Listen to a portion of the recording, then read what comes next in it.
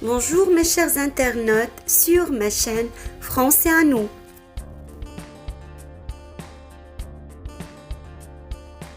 N'hésitez pas à vous abonner et à aimer la vidéo. Merci. La leçon d'aujourd'hui est la suite de la leçon de la grammaire française. L'axe cible de la leçon d'aujourd'hui est l'essence des mots, qui va traiter bien évidemment les points suivants. Commençons par les formations expressives, les changements de nature, le sens propre et le sens figuré.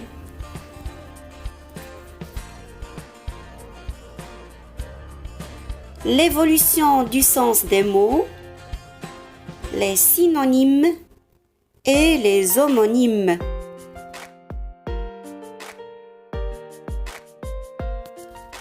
Les diminutifs sont les premières formations expressives. Ces diminutifs sont généralement des suffixes. C'est ce que nous avons déjà vu dans la vidéo précédente. Ils signifient un objet ou un être plus petit que le mot simple.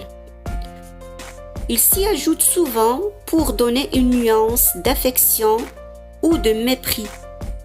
Exemple, menottes, qui est un diminutif du mot main, et maisonnette, qui est un diminutif du mot maison. La deuxième catégorie des formations expressives sont les péjoratifs. Sont tout simplement des suffixes liés au terme. Ils sont souvent de registre familier et qui donnent un reflet méprisant. Tenons l'exemple du mot chauffard, qui veut dire un mauvais chauffeur. Troisième type des formations expressives sont les onomatopées.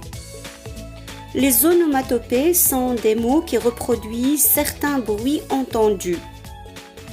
Ils peuvent devenir de véritables noms ou donner naissance à de nouveaux verbes.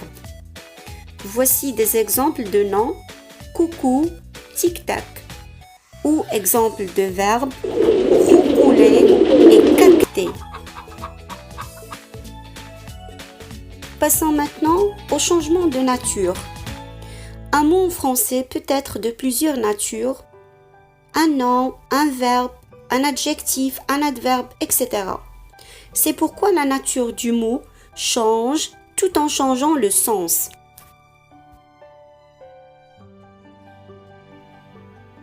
Le nom, par exemple, peut devenir un adjectif. Le kaki est un fruit. Des chemises kaki. L'adjectif peut devenir un nom. Il est malade. Il soigne les malades. Le participe peut devenir un adjectif. Obéissant à ses parents. Des enfants obéissants.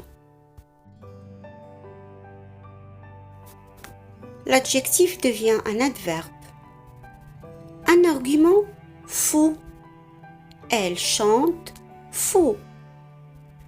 L'infinitif devient un nom. Il croit devoir être gentil avec tout le monde. Il a accompli son devoir.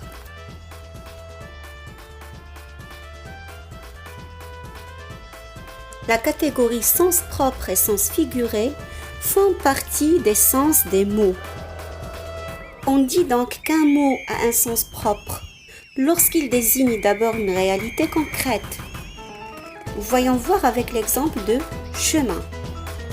Chemin, c'est la voie de terre pour aller d'un lieu à un autre. Mais lorsqu'on dit, par exemple, le chemin du bonheur ou le chemin de la vie, le mot chemin est employé dans le sens figuré ou ce qu'on appelle aussi le sens imagé.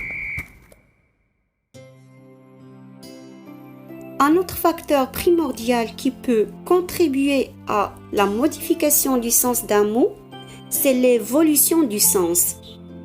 Parce qu'au fil de l'histoire, la langue peut subir des modifications de sens au niveau de l'extension de sens. Voyons avec le terme panier. Au début, il désignait la corbeille destinée au pain. Mais maintenant, il peut désigner l'ustensile portatif destiné au transport de denrées de toutes sortes.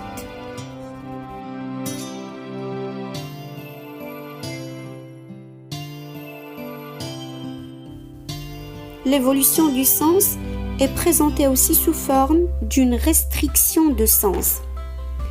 Le verbe émouvoir, comme exemple, était employé dans un sens propre qui veut dire mettre en mouvement. Par exemple, émouvoir des cloches.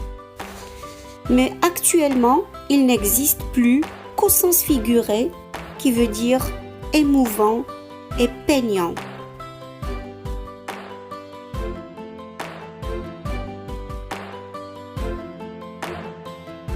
L'affaiblissement de sens a également contribué à l'évolution du sens des mots. Avec l'exemple du mot triste qui signifiait jadis mortel et funeste, alors qu'actuellement il signifie morne, déplorable, chagrinant. Le renforcement du sens a également contribué à l'évolution du sens du mot.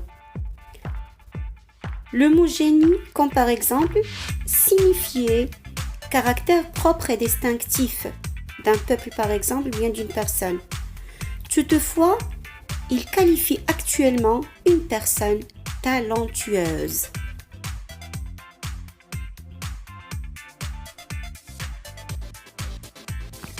L'avant-dernière catégorie est la 5e, les synonymes.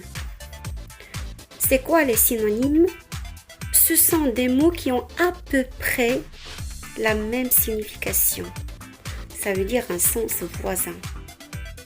Et qui ne se distinguent que par une nuance de sens.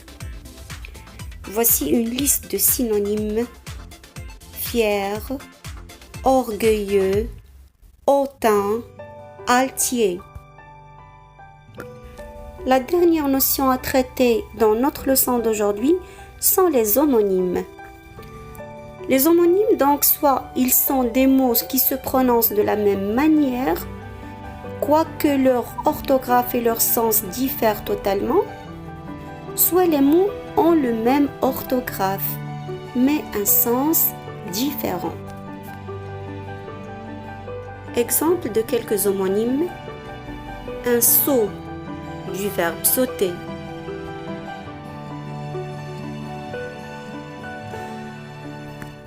Un seau.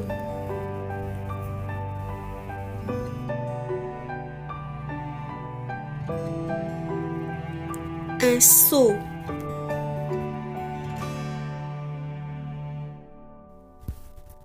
Un seau.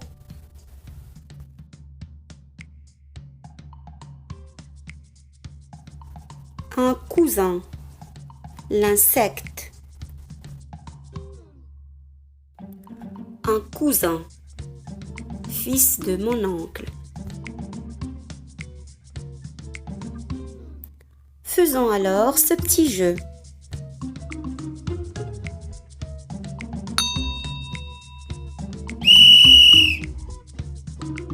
Consigne 1. Donnez les diminutifs des mots suivants: rue, sac, banc, histoire, verre. Deuxième consigne: dites si le mot fleur est employé dans le sens propre ou dans le sens figuré. La fleur de l'âge, la fleur d'oranger. Troisième consigne: cherchez les onomatopées correspondant aux définitions suivantes: un liquide s'écoulant d'une bouteille, un bruit agaçant produit avec les dents. Consigne 4. Donnez la nature du mot bourgeois dans les phrases ci-dessous. Ce petit bourgeois vivait en Suisse. C'est un costume bourgeois du siècle dernier. Cinquième consigne. Donnez un synonyme pour le mot craintif et le mot obscur.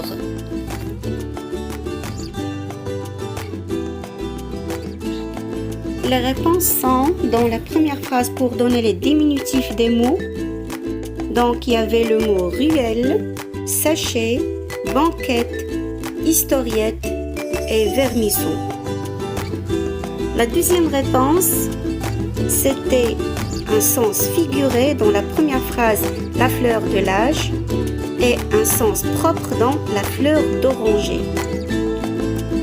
La réponse numéro 3, c'était l'onomatopée de s'écoulant d'une bouteille qui veut dire glouglouter et l'onomatopée de bruit agaçant produit avec les dents, c'est crissement de dents.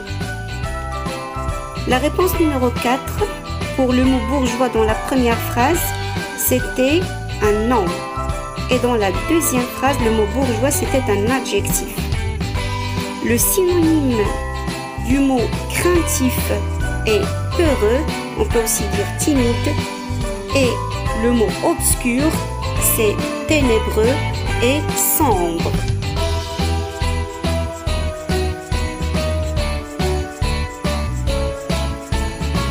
Merci beaucoup pour votre attention et à la prochaine.